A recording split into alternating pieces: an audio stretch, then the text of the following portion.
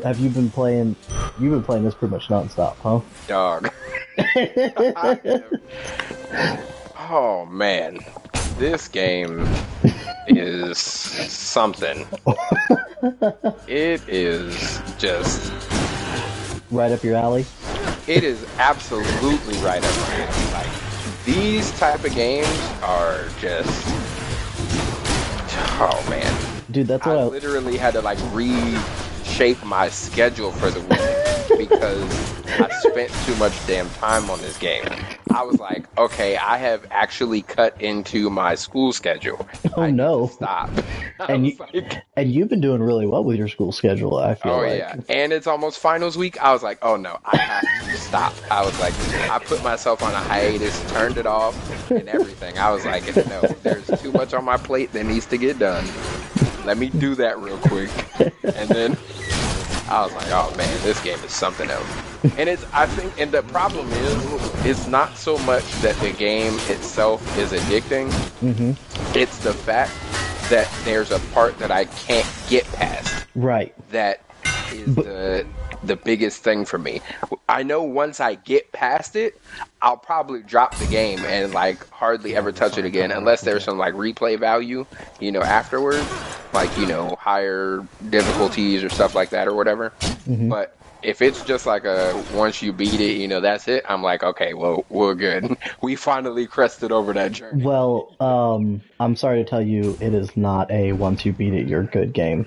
Look, man, I don't need that negativity in my life. What I'm curious about is kind of your like history with these cartoons. Did you always kind of watch them like when they were live, or did you go back to them later on, like with things like Gumball and whatnot? So for me, I had, I guess the best way to put this is it was sort of both. So I watched cartoons all the time due to the nature of, like when I was a kid, it was essentially me and my mom, or before, about my stepdad and everything like that.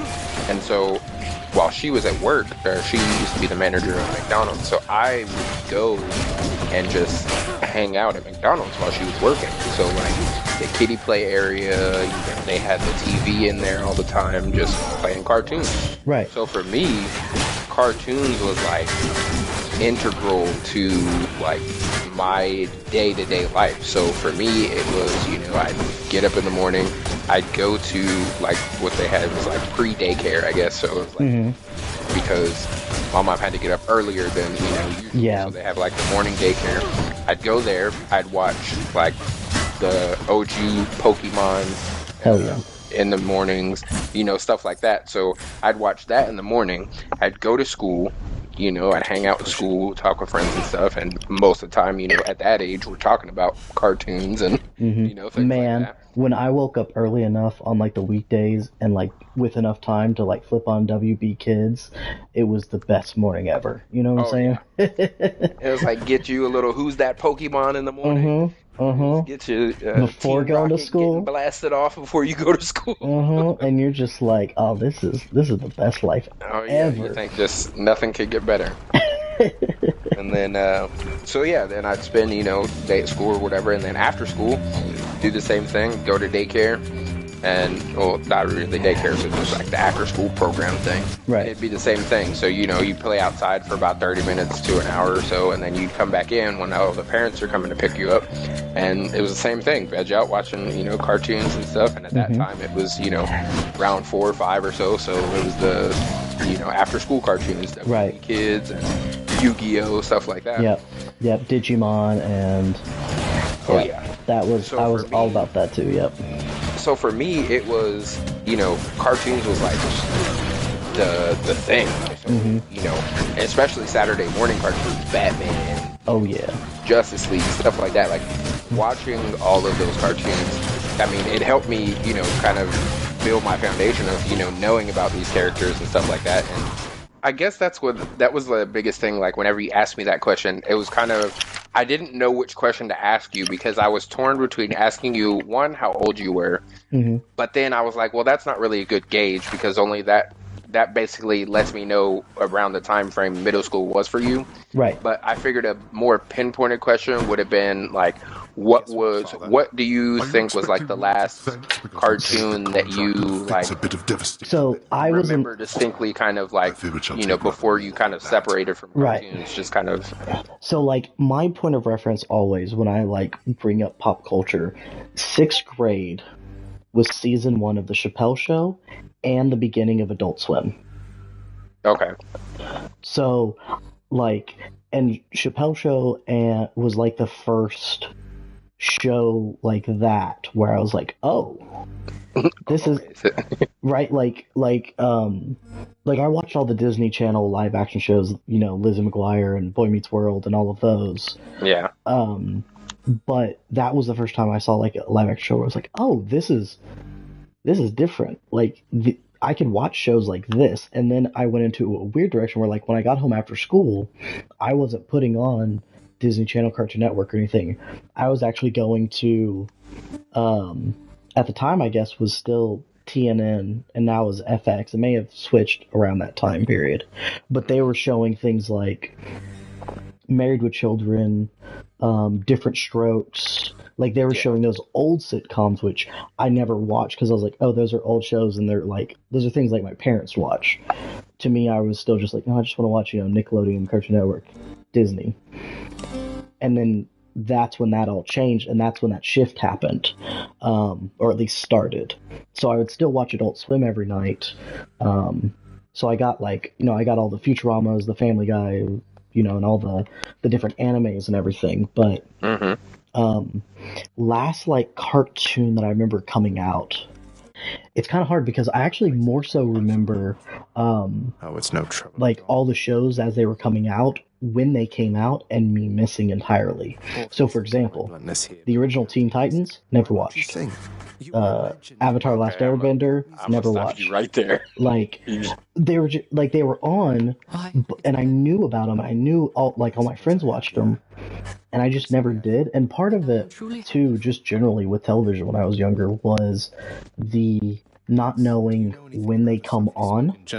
Like I had a real hard time remembering those details of when shows came on, because it wasn't like, oh, every day at 5 is you're going to see this show, which is what worked with me with like Adult Swim. It was like, hey, every night at 9 p.m. it starts every night, and you're like, great, I can do that. That the joys of the undiagnosed ADHD is I missed all of like the little details. You ain't got to tell me twice. I didn't have to worry about if I missed an episode, would I understand the next thing. All right. For me, that was great for my brain because I didn't have to focus on anything. It was just, right. It was just what I'm seeing is what I'm getting, and that's it, So for me, that's what I guess kind of drew me into, cartoons initially, because that's what cartoons were, at the beginning, was just quick little 30-minute thing, to keep kids entertained.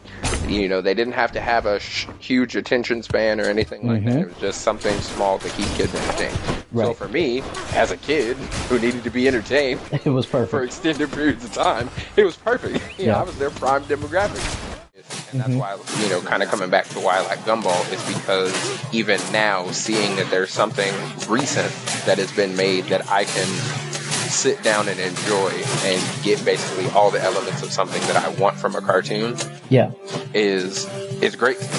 And I think that says something about, even though for all the flack that, cartoons and stuff get nowadays for this newer generation, that there's still things there that aren't, oh, we have to gatekeep this because it's, good for the old people too. It's kind of like I can still enjoy this and not have to, feel a certain type of way because, I'm an old person watching cartoons. Like I'll be 67, in an old chair in a house somewhere, and I'll still be watching cartoons.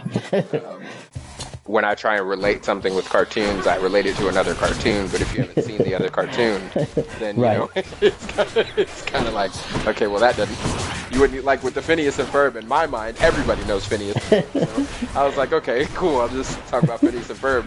And then you were like, yeah, but I've never seen Phineas and Ferb. I was like, okay, well, shit.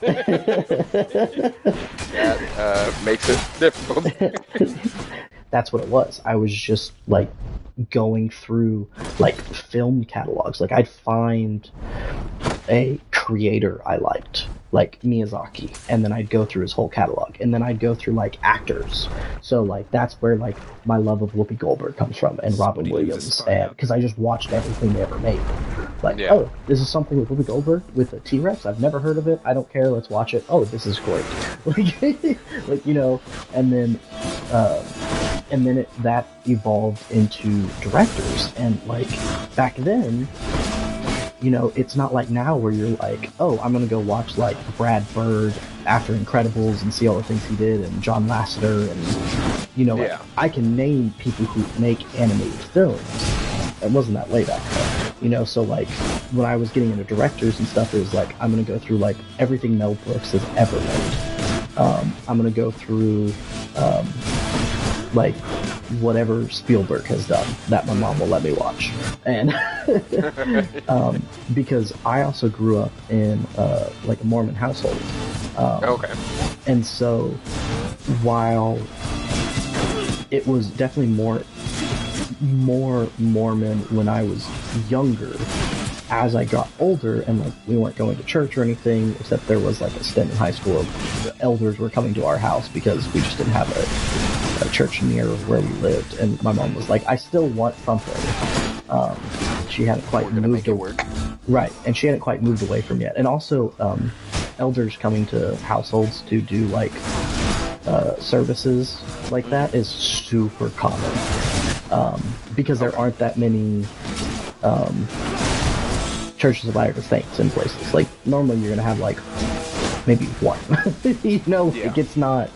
So if it's not somewhere nearby, or say you got like, you know, a bunch of kids who are in like sports and things, like it's just not, it's not going to happen. But she definitely kept things kind of like away from me. And she would even come in sometimes and be like I watched a lot of like stand-up comics and their DVDs, and she'd be like, okay, yeah, this is fine. And then sometimes she'd be like, yeah, it's time to turn it off. Like, they cussed one too many times in the last 3 minutes. Just that limit where you're like, all right, we're done here. Like, I remember watching Stephen Lynch's DVD. Oh, good God. Like, I love me some Stephen Lynch. But she didn't really understand it because she didn't watch most of it. She was just like, okay, he's a singing comedian, whatever. She knows that, like, she would always just say things like, you know not to use these words or whatever. And I'm like, of course. And I didn't. And I didn't. Like, until I was basically like 18, I pretty much never cussed. Like, it made me feel awkward. That good old-fashioned Mormon guilt. Even though I, you know, by that point was long gone from the church and didn't believe in any of it, but still, you know, when you're raised on that moral system, it's hard. You know, it's hard to break free. Like, even to this day, Rachel makes fun of me because I won't drink a soda before noon. And I was like, oh, people do that? Like, my whole life, if I ever ask for soda, my mom would be like, it's not noon yet. And I was like, so it just was embedded in me for, 16 years that is the norm. Like, everybody does this. And so it's like, to the point where, like, I'll look at a clock and it would be like 11:50 and I'd be like, I can't have that Coke yet, and I'll grab something else to drink. Like, but it's just because it's just been beat into me, basically. Yeah. Like, it's not even a conscious decision anymore. I still remember, like, a friend came and stayed with me for like a week. He lived in Georgia, and he came down just to visit, and my mom was like, all right, guys, it's time for bed. And he's like, a bedtime? What the fuck? He's like, I haven't had a bedtime, like, ever. Like, what does she mean go to bed? Like, I don't understand. Yeah, that was always awkward. Like, I remember one time, though, one rare occasion that I was able to go to a sleepover. It was like, it was so weird realizing that other people, like, you hear about bedtimes and, like, you hear about these things, and if you don't have to experience them, it's, right. it's almost like, I wouldn't say it's like I mean, I guess the experience itself is alien. So it's like, you hear about it, but you don't really believe it. You're like, oh, that's, I mean, it's more of a suggestion. Like, oh, you should probably go to bed around this time. Yeah. And I went to one sleepover, and there was like, it was because it was like a birthday party sleepover conjunction type deal. Mm-hmm. And so, like, we had the party and everything like that. I had all the cake, ice cream, and everything. And it was around, like, I want to say, like, 8:30, like, on a Friday. So it wasn't even, like, going into, like, hey, we got to go to bed for another school day. Like, it was going into the weekend. And it was, like, 8:30. And they were like, all right, everybody go ahead and get your sleeping bags. And we have some blow-up mattresses here. We're going to go ahead and get ready for bedtime. And I was like, what? This, like, I'm talking about wide awake, wired, caked up, ice creamed up. Like, you're right. I'm like, this, who's going to bed right now? Who's going to bed? And it was one of those families where it was like super, you know, no noise, lights are off, like, yep. You know, you gotta be quiet, we're going to bed, we want to be able to hear our TV whenever we're, you know, in the living room type deal. I was like, this is so bizarre. Mm-hmm. For me, growing up, you know, I had, you know, my struggles or whatever, but a lot of my struggles were things that either one, I brought upon myself, or two, I had no control over. Right. Which I guess, in the grand scheme of things, that's kind of the only problems people can have. But in my mind, that you versus you better. or you versus environment, you know? Like, yeah. It is what it is. But essentially, that's, you know, that's kind of what it felt, you know, it boiled down to. I didn't really have to worry about, you know, there was never situations where I had to worry about, you know, where my next meal was going to come from or right. anything like that. Like, I mean, I wasn't well off by any means, but, you know, there were certain things that I was, you know, privileged to be able to say, hey, I didn't have to worry about. I didn't have to, you know, think about. So I think being able to see that even though, you know, even though I'm not struggling as more as other people, my struggle was still, you know, there was still validity within, you know, where I was growing up or how I was. Yeah. Yeah, it's very weird. I feel like we had vastly different upbringings, yet also kind of similar in a weird way. Yeah, and I mean, I think for me, the kind of, you know, circling back to the, you know, validity of upbringing and stuff like that, like I have learned, you know, kind of like you were saying, like finding yourself and kind of, you know, realizing, hey, I need to get out of here, you know, to kind of be who I am or be who I want to be to find myself. I think I've done more of that later in life. I think there was actually a question earlier I wanted to ask you that because you mentioned like wanting to get away. Was that why you chose to join the military, or was that always kind of like in your plans? So I never had the idea of joining the military per se. Like, I had family members in the service and things like that. Like, so it wasn't really a new concept, I guess, to me. Sorry, what branch were you? Army. Army? Okay. I didn't have the conscious decision to join. Honestly, I would have probably joined the Air Force had they not been closed and the Army office been open, because they were all in the same little recruiting shopping center all together. Why the Air Force? Were you wanting to be like a pilot, or were you like paratrooping and stuff? The door was closer to where I parked. And I mean that with entire sincerity. Hey, Cole, I mean this with entire sincerity. You're a true hero. I want you to know this. You know, I do what I can. Thank you for my service. Thank you for my service. You're welcome.